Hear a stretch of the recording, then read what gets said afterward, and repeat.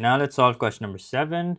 So question number 7, let's see what it says. Figure 3 shows design for a structure used to support a roof. All right. The structure consists of 4 wooden beams, AB, BD, BC, and AD. All right. Given that AB is equals to 6.5, BC is equals to BD, which is equal to 4.7. So a good idea would be to put these little lines. And these are 4.7 each. Okay. Now, and angle BAC is equals to 35 degrees. So BAC, all right, we can see that. Okay, what's next? Find to one decimal place the size of angle ACB. So we have to find out this angle. Okay, now do bear in mind that this angle is going to be an acute angle. Or an obtuse angle. Okay, so I'll tell you why that is important. Now, judging by the situation that we are in, I think it's appropriate to use sine rule. Okay, also don't forget that AB is equals to 6.5. Okay, now why is it appropriate to use sine rule? Because we have a length and we have the angle opposite to it, and then we have another length, but we don't have the angle opposite to it. So let's start with sine rule. So sine of, let's start with the angle that we have to find, which is ACB, divided by the length opposite to it, which is 6.5, is equal to sine of the angle that we're given, which is 35, divided by the length opposite to it, which is 4.7. Now, use your calculator here, and when you cross multiply, so here's something interesting. You will notice that first of all, before you cross multiply, this is the situation that you will be in. So sine ACB will be equal to sine 35 multiplied by 6.5, let me write that again, divided by 4.7. Okay, now once you work out ACB after taking sine inverse, now your calculator is by default going to give you an acute angle. Okay, and that would be 52.4897. Because it's not the final answer, therefore I haven't rounded off. Okay, now notice that ACB, as I mentioned, is an obtuse angle. Okay, we can see that it's definitely an obtuse angle. Okay, so because this doesn't make sense, you can't have ACB as an acute angle. So what we're going to do is, since we're supposed to find out, since we have to write down the obtuse value, so using the supplementary angle identity, we know that sine 180 minus theta is the same as sine theta, meaning that sine of 130 will basically be the same as sine of 180 minus 130, which is sine 50. Okay, just a random value to explain the concept. So that means the actual angle ACB, correct to one decimal place, will be equal to 127.5 degrees. There you go. Now let's have a look at part B. Part B says, find to the nearest meter the total length of wood required to make the structure. Okay, so the total length of wood required to make this structure would basically be equal to the following.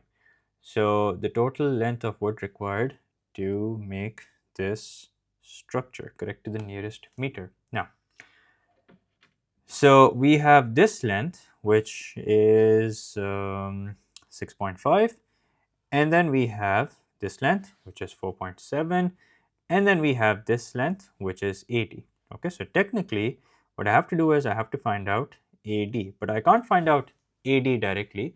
So a good idea would be to basically break it down. So maybe start with, or let me think.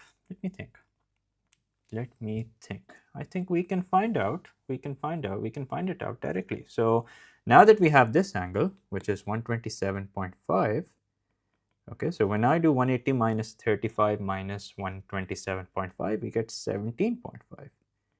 Okay, so angle ABC is equals to 17.5. Let's write that down.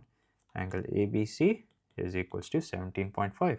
Okay, now angle BCD will be equal to 180 minus 127.5 because it's a straight line, no brainer. So angle BCD will be equal to 52.5. Okay, now don't forget that here we are dealing with an isosceles triangle.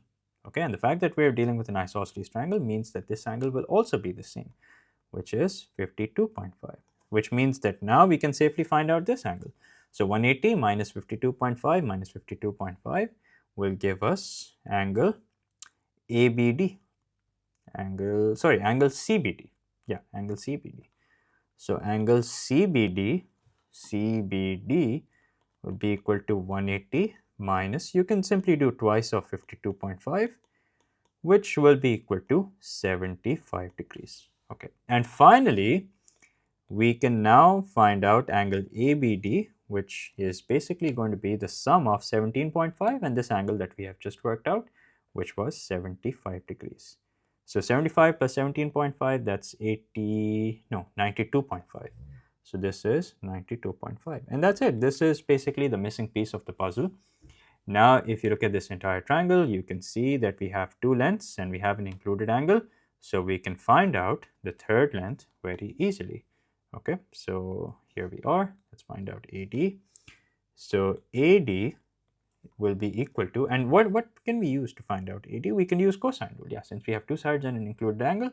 So AD will be equal to square root of, okay, so I've directly taken the square root, 6.5 squared plus 4.7 squared, the two lengths that we have, minus the same two lengths multiplied by 2. So 2 times 6.5 times 4.7 multiplied by cos of the angle in between, which we just worked out to be 92.5 degrees. Okay, let's extend this a little. There you go. And just punch this in your calculator as it is, and you will get 8.185, which correct to, let's see if the question has a specific requirement. Yeah, correct to the nearest meter.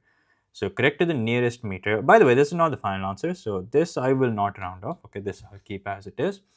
Since we want the total length will be equal to 185 that we just worked out, 8.185 plus 6.5 and plus the two 4.7s. Okay, so this length plus this length plus this length plus this length, because these are basically the 4 wooden beams that we have. Okay, so we need to add the lengths of the 4 wooden beams. So plus 4.7 plus 4.7. Okay, this upon adding up will give you somewhere around 24.1 something. Okay, and because the question says correct to the nearest meter, so that means the total would be equal to 24 meters. And there you go. That is the final answer.